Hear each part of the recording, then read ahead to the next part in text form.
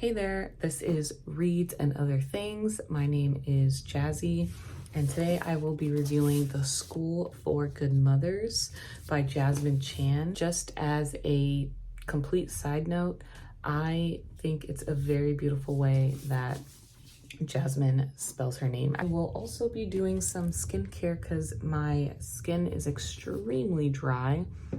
I'm also going to be trying this Snail 92 all-in-one cream. I don't know if you can see it. I've never used this before, so I think I'm gonna apply it toward the end of the, sort of like a moisturizer, I guess. So I will be starting with spoiler-free thoughts. I'll let you know when I will really get into the spoilers. So what is this book about? This book is about Frida. She is a single mother to an 18-month-old daughter.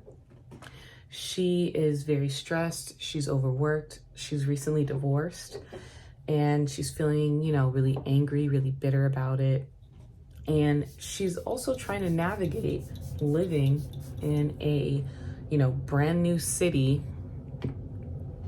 She moved to a new city right before her divorce. And then now that she's divorced, she's all alone. She doesn't know that many people. She doesn't have that many friends. So anyway, she ends up having a very bad day, and CPS is called, and she cannot win her daughter back because she shares custody with her ex-husband. So she can no longer share custody with her ex-husband until she goes through this new government-funded program. So off the bat, it does give a little bit of a reminder of Handmaid's Tale, like sort of a alternate reality. This is where things could go if we are not being, kinder about women and mothers and motherhood. So this book is from Frida's point of view while she navigates this reform school, which she has to go through for an entire year, reflects on her failed marriage and sharing custody with him and his new partner, her own relationship with her mother, who is a Chinese immigrant, and relating to the other quote-unquote bad moms in this reform school. The reader is encouraged to reflect on how society really judges women in regards to motherhood and what's the wrong way and the right way. It even brings up some class perspectives. There's some systems in place against Frida as well that she sort of recognizes and deals with, right? So Frida is a woman of color. She's Chinese American. It's also important to note that she has Chinese immigrant parents. So there's gonna be a difference culturally on, values from her parents' home country and American values. Her parents never really hugged, were super affectionate. They never really said, "I love you," but she recognized that she did feel love from them. They supported her through, her whole life. They financially supported her through college. When she had the divorce, they also financially supported her through that. She's also an older mother. She's 39. And it also gives some perspective outside of Frida because most of the women in this program are also women of color.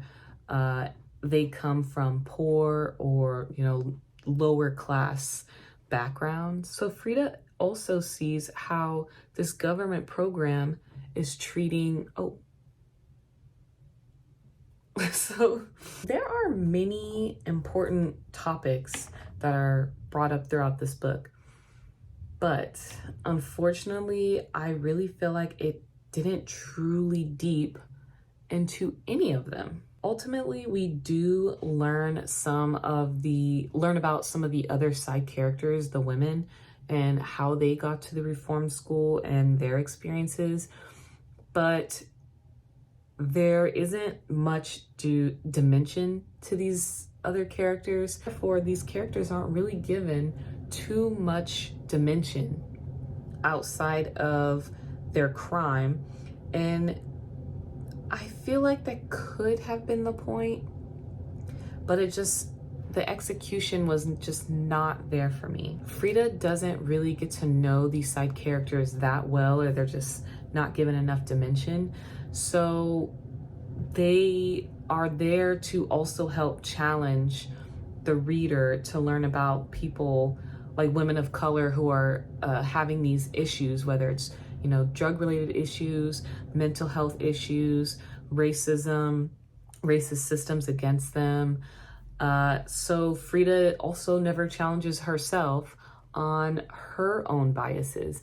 Like, she does judge the women just as harshly, which I wasn't surprised about in the beginning, but by the end, yeah, she didn't think like, oh yeah, this person like did the best they could with what they got, like got a new perspective on these women. It still very much felt, for most of the book, it was her against them. She's not a bad mom, but some of them are kind of bad moms. So if Frida didn't learn, I don't know that you help the reader as well. To be honest, the book was really starting to feel long toward the middle, because the things that happen to Frida and these women, it gets pretty repetitive, and the program itself is, you know, exaggerated. And the things that they go to is also a little bit exaggerated, but yeah, it was just starting to feel repetitive. Messages that Chan was trying to present, they weren't really going deeper. So yeah, I did start to feel like, man, this is kind of dragging out. I gotta get to the end. Overall, I give this book a 2.5. And now I will be discussing a little bit more of some spoilery thoughts regarding The School for Good Mothers. Main thing I wanted to discuss in regards to the plot of the book, I really didn't appreciate, again, Frida, the most self-reflection she did was her own relationship with her mother and how it doesn't really align with American values. Something that really did bother me was how Frida lost custody of her child in the first place. She keeps sort of like separating herself from what she did and not really taking ownership that she did make a really big mistake. Pretty much almost like an insomniac. She doesn't get much sleep. Then when she gets custody of her daughter is sick, so she gets even less sleep. So she's extremely sleep deprived. She's stressed out. She accidentally leaves an important work file at work, and she's already starting to feel like she's on thin ice because they have made accommodations for her. And, you know, she's struggling. She's falling behind a little bit. And her husband, her ex-husband, he left her. He encouraged to start a family with her. He really wanted to start a family. And then while she's like I think at 8 months pregnant, she figures out he had had a months-long affair. So having a lot of heartbreak as well.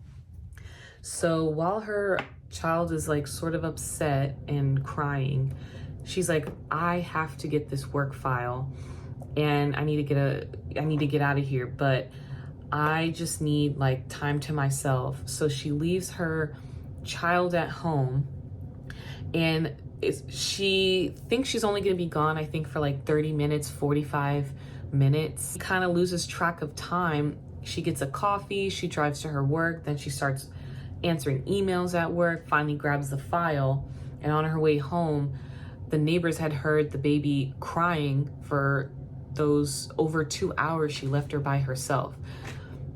That is a really big mistake. That is a huge mistake. And I'm not really saying that I don't feel for Frida, or, you know, women and mothers don't make mistakes, but she really never owned how bad that was. She just kept saying, I just had a bad day, but I'm not like the other moms. I'm a better mom. Just all this judgment. And, you know, Jessamine was probably trying to make a point, saying that we are judged by society and then we also judge each other. I just wish Frida would have learned something from being in this program for so long, besides disassociating, like sort of like removing herself from the actual mistake that she made. There is like sort of like a creepy aspect of the reform program that I think you should just go ahead and read. I know this is a spoiler section, but